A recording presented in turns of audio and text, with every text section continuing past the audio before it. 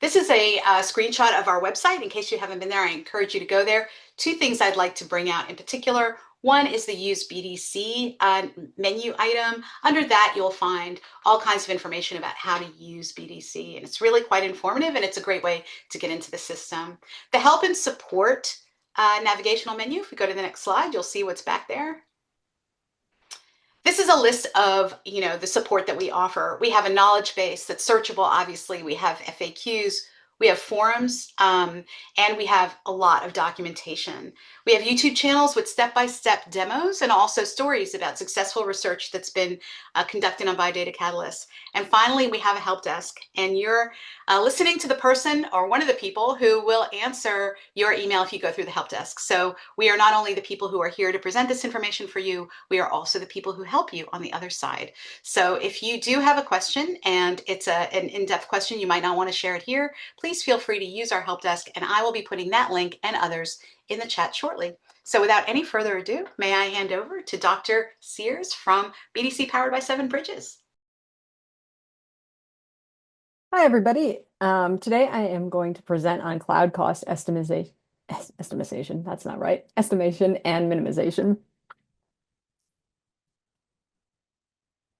So I know a lot of people are hesitant to use the cloud. It seems like a steep learning curve, but really it has many benefits and it can simplify your analysis and workflow. Some of these benefits include where your data storage actually occurs. So many consortium host raw data directly in the cloud. Cloud analysis can occur where the data lives, meaning that you don't need to download or host the data locally. This saves you download time and storage space or costs. Cloud-based infrastructure is accessible anywhere. You have secure internet connection. Researchers can collaborate easily, keep projects or files private, and move files and analysis to other systems, making the system very portable. One of the most important things is capital and operational expenditures. Setting up a data center, infrastructure, and local servers is not an easy feat. Within a cloud-based system, there's no need to purchase hardware, infrastructure, pay for specialized personnel, nor pay replacement costs. You're essentially loaning resources without having to pay overhead. This moves into my next point, which is scalability.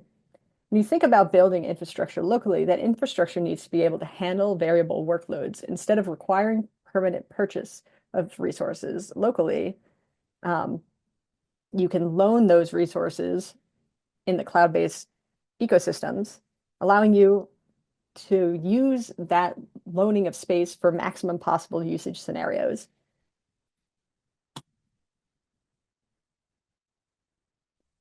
Within this presentation, I'm going to focus on top tips for saving time and money using cloud ecosystems. Many of these tips fall within 5 larger categories. I'll give examples of why these tips are useful to keep in mind throughout the presentation.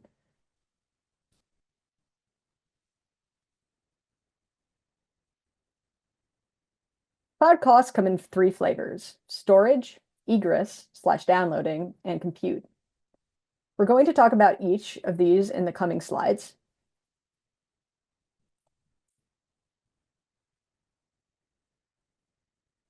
One of the concepts that is really important in cloud computing is using data where it lives. Data storage and downloading costs money, so whenever possible, you want to be able to link to the data where it lives instead of downloading it. This can limit storage costs and egress.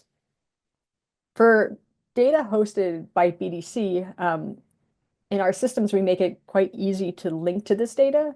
Copying creates a symbolic link instead of actually physically copying the files. So you're not actually paying for the storage of that file because you're directing to that link where that data lives.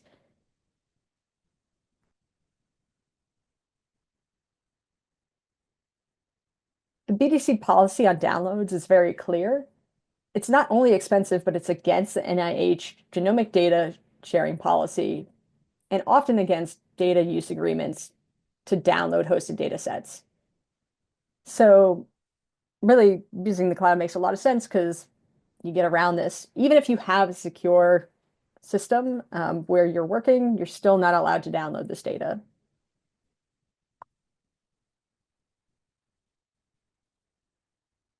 To efficiently use a cloud-based system, you're going to want to understand not only the system, but the apps and workflows you use, how you're charged.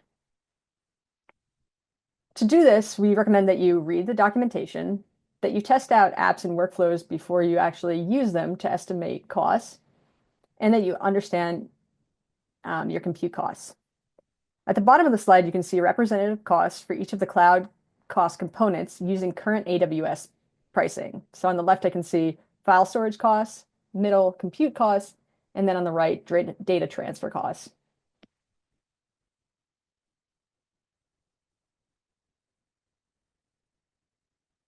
Benchmarking consists of running test runs to understand what affects runtime, costs, and resource usage. As you can see in this example here, there's a linear relationship between the duration, which is going to translate directly to cost. If you remember back to the slide that I just showed you, you're paying per use time on an instance. So the relationship between time and input size is linear here. However, one of the most important things is that you cannot assume that there's always going to be a linear relationship between input size and time/cost to run your task or workflow.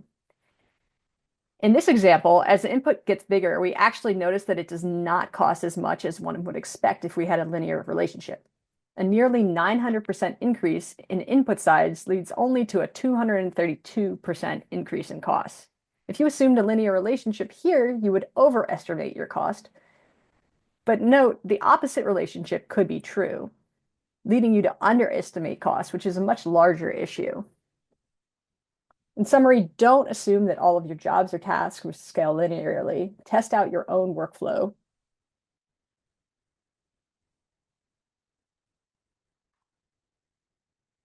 For a workflow you plan to run consistently over time or on a large number of files, benchmarking is imperative.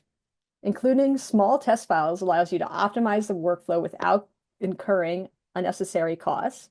And then once you have that workflow optimized, large files then allow you to understand how the workflow scales with your input sizes. Viewing logs and usage allows the user to understand what instances may be optimal for the workflow.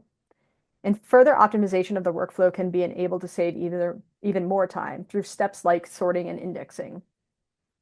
For tasks or workflow that have save points and do not take large amounts of time, preemptible instances, which I'll get into later, can be used to save even more money.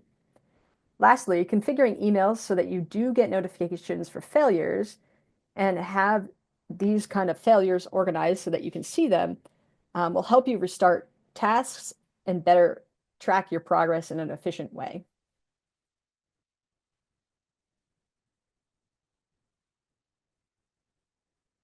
So once you've completed your benchmarking and you're ready to go and you want to run something on all of your files, it's still important to monitor your jobs. When you expand, you should monitor because you can ask yourself questions like, are these jobs taking longer than I would have expected based on my benchmarking? Am I encountering errors that I didn't see in my testing? For example, maybe I have a group of VCFs and most of those VCFs have CHR for chromosome in front of the chromosome, but one of those VCFs doesn't, and that one runs into an error. Am I seeing errors happen halfway through the pipeline that I didn't expect? Should I correct those so that it doesn't happen on every one of my files? If you're not at least looking at these as they're happening, you don't need to monitor it every single minute or anything like that. It can lead to you having a lot of failures and overspend, which if you were kind of monitoring it, you wouldn't run into.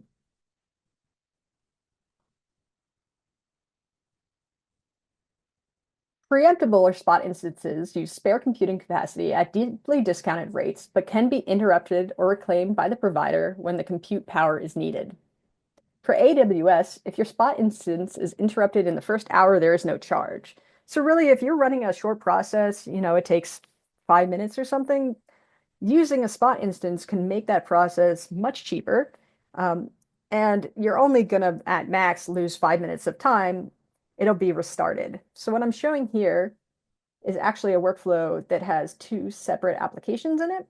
And you can see that the first application worked. I have kind of these 4 green bars.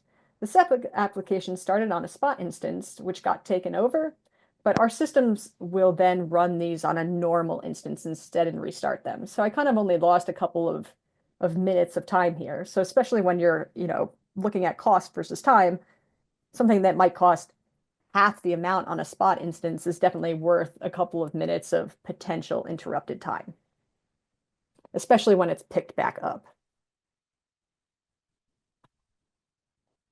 If you want more information on preemptible instances and the advantages of risks on these, I'm not going to get into any more details, but there is a link here for Google Cloud and a link for AWS so that you can read about this further. Another way to optimize workflows is through scattering and batching, which are really ways to best use your resources. Imagine a script that performs an operation over a file. Building a tool that could scatter, for instance, over chromosome would allow that tool to work faster than processing that entire file and going through it line by line. This can be done by scattering. So we can see here, instead of just using that 1 out of 8 CPUs to do chromosome 1, chromosome 2, chromosome 3, chromosome 4, if I had made a file for chromosome 1, one for chromosome 2, one for 3 and 4, I can scatter this over all 8 CPUs using all of my resources instead of having this dead space here. This optimizes for cost and time. Now imagine an application that, for instance, filters BAM files. A set of BAM files, you might need to go one by one. But batching this could allow me to take over multiple instances at the same time. So I might have 8 or 10 different BAM files. And if I was to run them one at a time, let's say they take an hour each, that would take 8 to 10 hours. If I then instead use 8 to 10 instances, or even 4 instances, I've cut my time down to maybe an hour, or if I'm only using 4 instances, I've cut it in half. So really, this will optimize for time, but not for cost, because you may still not be efficiently using each one of your resources instances. The first time you learn a process is going to be the hardest. Help your future self, lab mates, and colleagues by properly documenting your process. You can leave your future self step-by-step instructions using in your projects or workspaces by using descriptions and dashboards. You want to logically name tasks as you run them. You can include README files. And additionally, if you're coding, get into the habit of at least commenting in some of your code. It's great practice. I know that I have days where I can write code, very easily, and then I'll come back to it a week and a half later. Like, what was I doing this day? So even if it's yourself, sometimes you don't know exactly what you're doing. Leaving comments in code allows you to get back to that easier. Unlike your pile of random things in your bedroom, you will be charged if you don't clean up. Consider the following. After 4 months, at a cost of $23.5 per terabyte per month, or a cost of $92 per terabyte for data storage for pulling down that data, it's actually better to pull that data down and store it long term somewhere than to store it in the cloud. So it's often not cost effective to keep large files long term on the cloud. Now with BDC, I mentioned before that a lot of times you're going to be able to link to that hosted data, so you won't be storing it.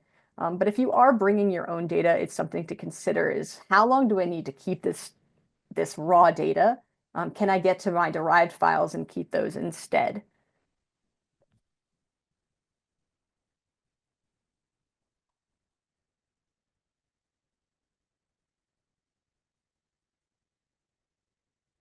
Imagine that you're a PI and you're excited because a postdoc got an opportunity at another university for a 10-year position. They've been working hard on their BDC projects and you're really happy for their future research. 3 months after their departure, you notice that funds for your billing group are out, and when you try to submit a new analysis, it doesn't, go through. You've missed a bunch of emails from our support systems notifying you of lowering funds in your account. And backtracking this, you track it back to this last project the postdoc was doing. And it contains terabytes of data that are just sitting and then they're incurring charges. Nobody wants this. Nobody wants to be paying for storage of data that you don't need. So another recommendation that we have is to formally offboard departing staff. This will, and having kind of a checklist for this, this way you don't run into these kind of issues in the future where you're paying for something that, nobody really knew existed and nobody really needed stored in that way on a project that's not even being used anymore.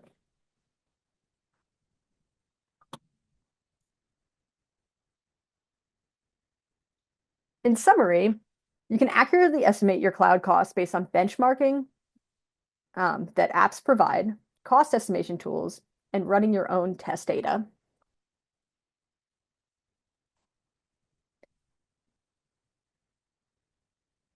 You should understand storage and egress and compute costs.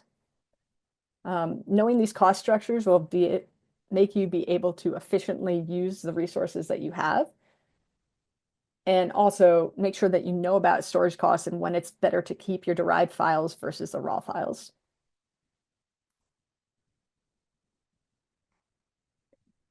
You can minimize your costs through the following 5 tips, which we went over through the presentation. Knowing what actually costs you, testing so that you can use the right size of an instance, minimizing your permanent storage, going from raw files to derived files and keeping those derived files instead of the raw files, and then using tools to budget and estimate as efficiently as possible. So, hi, my name is Elisa Manning, and I'm really pleased to be here with you today and presenting on cloud cost estimation and minimization in BDC powered by Terra. So BDC powered by Terra is a user-friendly system for doing biomedical research in the cloud. And Terra workspaces integrate data analysis tools and built-in security components to deliver smooth research flows from data to results. And we have a link to the BDC Terra documentation pages. The prerequisites for analyzing data in BDC Terra are that you have a BDC Terra account and obtain cloud credits or a Google Cloud Platform billing account. In order to use BDC hosted data, you need an approved data access request. And this allows you to export data from Biodata Catalyst powered by Gen 3 or Biodata Catalyst powered by Picture. You could also have your own research data that you are allowed to analyze in the cloud, and we call that in BDC, bring your own data. So I'm going to show an example workflow of exporting data from Gen 3, which, let's see, I'll start a video and narrate, but my example will show how I've exported a Framingham Heart Study cohort imaging data set from BDC Gen 3 to BDC Terra. So I'm getting started here in Biodata Catalyst powered by Gen 3. I've gone to the discovery page of the platform and I'm searching for the data set by its dbGaP accession number. I select the data set in this view and I create a list to save it to so that it appears in my data library. So once I click on Save to List, then I get a notification on Gen 3. I go to the data library, navigate to the data set that I want to export. I select it. Here, this is the harmonized clinical data and subject level sample file pointers. I continue to navigate through the system and choose Terra for my destination. I'm put into the Terra platform where I can either create a new workspace or add these file links to an existing workspace. I'm going to stop the video here, and I don't have enough time today to go into all the details on the settings for creating a new workspace. But I will refer you to Terra support for a full feature tour.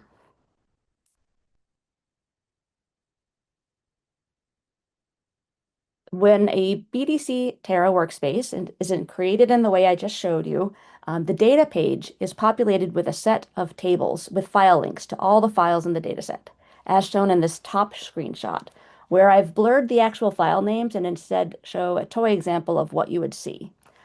This particular data set has files of type imaging file that are zip files containing multiple CT scans in DICOM format. Now, DICOM is the international standard to transmit, store, retrieve, print, process, and display medical imaging information.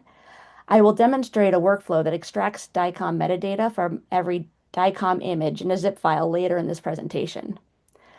Each file in the dataset has a file type, a file name, and a file link with a unique identifier to the file that can be used in an interactive analysis or as input to a workflow, as I will also demonstrate in a few minutes. So there are no data storage costs at this stage. The bottom screenshot shows that the workspace bucket storage accessed via the folder link on the right side of the page is empty. There are no files in this workspace, and thus no costs being incurred.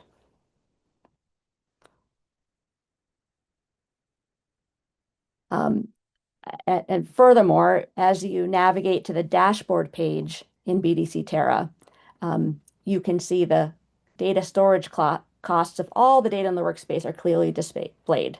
And in this screenshot, it shows that the estimated monthly cost is 0.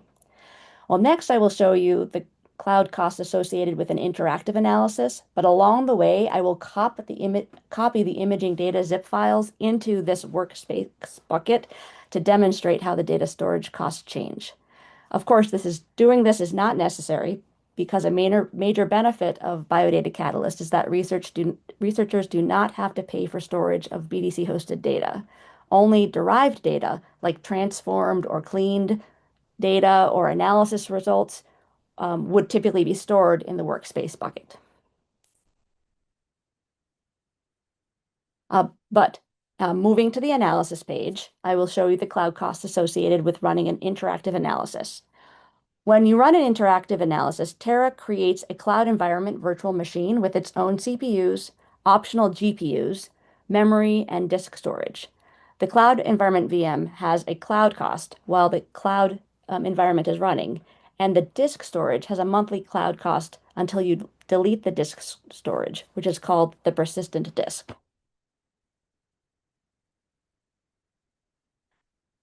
These costs are clearly displayed before the cloud environment virtual machine is started while you are configuring your cloud environment. I show you 2 examples here. A cloud environment that uses 1 CPU, 3.75 gigabytes of memory, and a 50 gigabyte persistent disk will cost 6 cents per hour while running and $2 per month for the persistent disk. A cloud environment that uses 64 CPUs, 416 gigabytes of memory, and 1 terabyte persistent disk will cost $3.80 per hour while running and then $40 per month for the persistent disk. So when you start, let me go back. When you start your cloud environment, the cloud costs are clearly displayed. So in this example, the cloud environment is costing me 20 cents per hour to run. As long as the cloud environment is running, you're paying this money. But BDC Terra has a built-in auto pause feature that prevent runaway costs if you go away from the cloud environment and it is no longer running an analysis.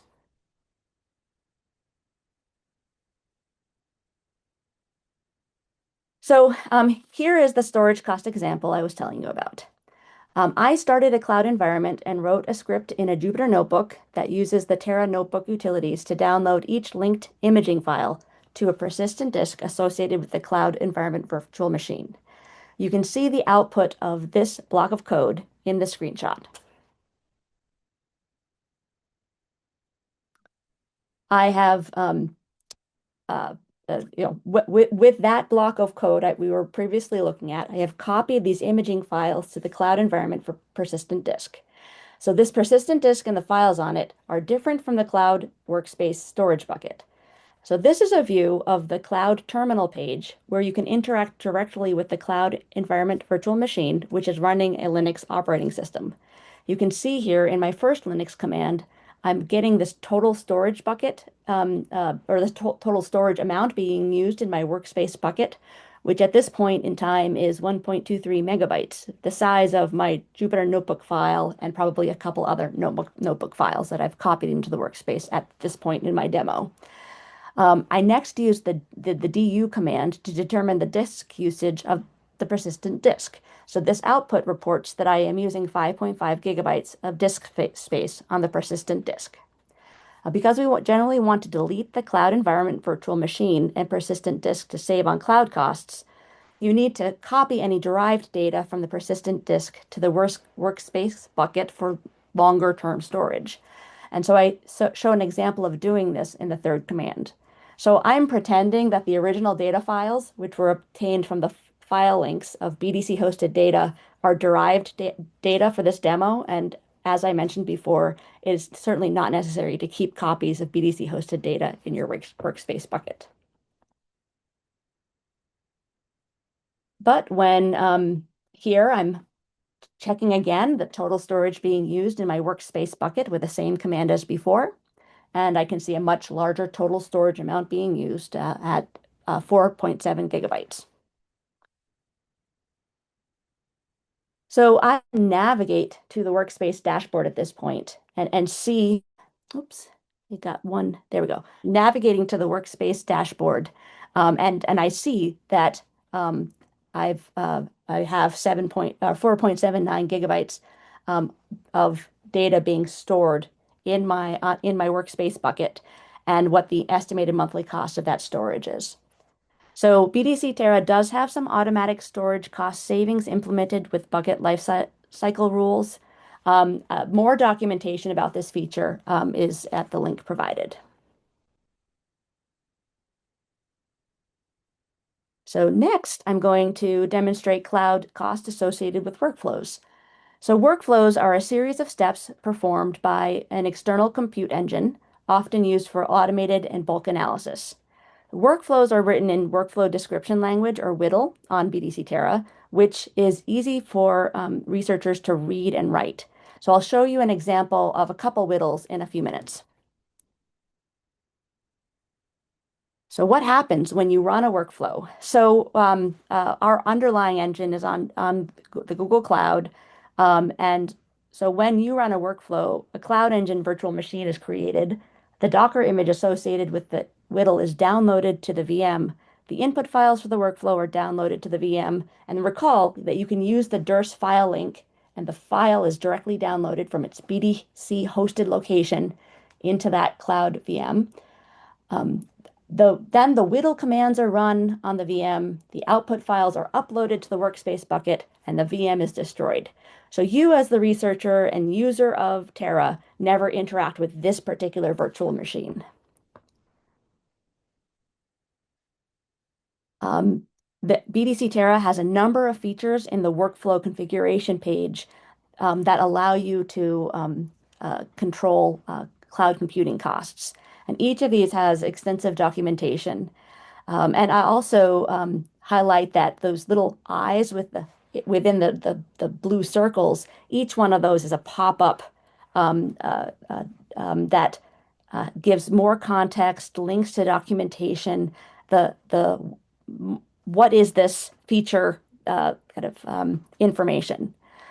So first, you can specify the minimum runtime resources needed for your workflow, as just demonstrated in the toy WDL that I show here at the bottom of the screen. You can see how I've specified it that I need 3 CPUs, 4 gigabytes of memory, and a disk with 500 gigabytes for this task. You can also specify a workflow cost threshold, which causes the workflow to terminate if the workflow costs exceed the specified amount. And furthermore, features like call caching and deleting intermediate outputs are helpful if your workflow has many steps, and the call caching allows you to reuse the results from previous steps when you fix one particular step, if there's an error in your workflow. And the deleting intermediate outputs are helpful when you only need the final outputs of your workflow, and not the the files that are passed from task to task in a multitask workflow. Finally, you can implement resource monitoring when you are benchmarking your workflow to get a sense of the real-time resource utilization of your workflow with different input files and input parameters. We recommend that you always benchmark your workflow with small and large files before you run it with real data.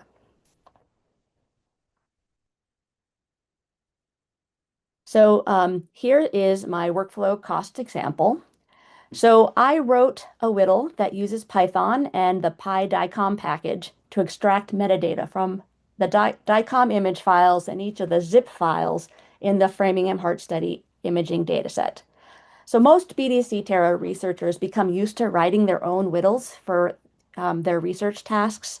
You can see in the middle screenshot, I know the text is small, but we're using standard Linux commands like pip to install Python packages. And we run Python code just like you could on the Linux terminal command line. So these slides will be made available to you if you want to study this WDL. But now let's move on to running the WDL and examining the cloud costs associated with running those workflows. So in the workflow configuration, you can easily specify that the file name from the data page should be used as the file name input, and the file link from the data page should be used as the file input. So this is how you pipe files from your data model into your workflows from using the structure that's set up when you do the export from Gen 3. You can then specify the specific rows of imaging data files to run.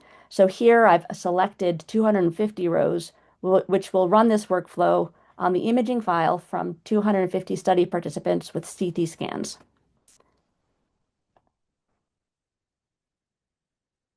As